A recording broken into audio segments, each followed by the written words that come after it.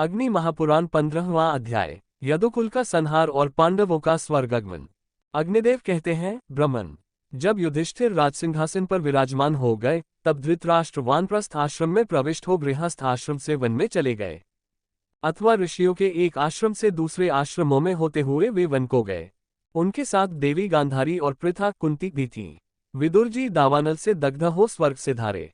इस प्रकार भगवान विष्णु ने पृथ्वी का भार उतारा और धर्म की स्थापना तथा अधर्म का नाश करने के लिए पांडवों को निमित्त बनाकर दानव दैत्य आदि का संहार किया।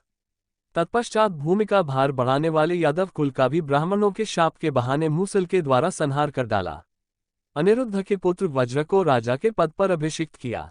तदनंतर देवताओं के अनुरोध से प्रभास क्षेत्र में श्रीहरि स्वयं ही स्थूल शरीर की लीला का संवरण करके अपने धाम को पधारे।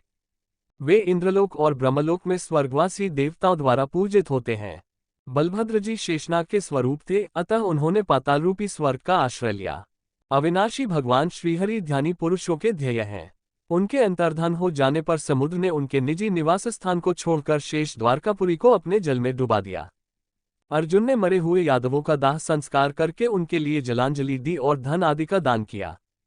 भगवान श्री कृष्ण की रानियों को, जो पहले अप्सराएं थीं और अष्टावक्र के शाप से मानवी रूप में प्रकट हुई थीं, लेकर हस्तिनापुर को चले। मार्ग में डंडे लिए हुए ग्वालों ने अर्जुन का तिरस्कार करके उन सबको छीन लिया। ये भी अष्टावक्र के शाप से ही संभव हुआ था। इससे अर्जुन के मन में बड़ा शोक हुआ।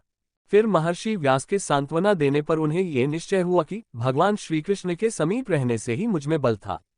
हस्तिनापुर में आकर उन्होंने भाइयों सहित राजा युधिष्ठिर से, जो उस समय प्रजावर्ग का पालन करते थे, ये सब समाचार निवेदन किया। वे बोले, भैया, वही धनुष है, वे ही बाण है, वही रथ है और वे ही घोड़े हैं, किंतु भगवान श्रीकृष्ण के बिना सब कुछ उसी प्रकार नष्ट हो गया जैसे अश्रोत्रिय को दिया हुआ दान। ये सुनकर धर्मराज युधिष्ठिर ने राज्य पर परीक्षित को स्थापित कर दिया। इसके बाद बुद्धिमान राजा संसार की अनित्यता का विचार करके द्रौपदी तथा भाइयों को साथ ले महाप्रस्थान के पथ पर अग्रसर हुए। मार्ग में वे श्रीहरि के अष्टोत्तरशत नामों का जप करते हुए यात्रा करते थे। उस महापथ में क्रमशः द्रौपदी, सहदेव, नकुल, अर्जुन और भीमसेन एक एक करके गिर पड़े। इससे राजा शोकमग्न हो गए। तदनंतर वे इंद्र के द्वारा लाए हुए रथ पर आरूढ़ हो दिव्यरूपधारी भाइयों सहित स्वर्ग को चले गए। वहां उन्होंने दुर्योधन आदि सभी धृतराष्ट्र पुत्रों को देखा। तदनंतर उन पर कृपा करने के लिए अपने धाम से पधारे हुए भगवान वासुदेव का भी दर्शन किया। इससे उन्हें बड़ी प्रसन्नता हुई। यह मैंने तुम्हें महाभारत का प्रण सुनाया है। जो इसका पाठ करेगा वह स्वर्गलोक में सम्मानित होगा। इस प्रकार आदि आग्नेय महापुराण में आश्रमवासिक पर्व से लेकर स्वर्गारोहण पर्यंत महाभारत कथा का संक्षिप्त वर्णन नामक 15वां अध्याय पूरा हुआ।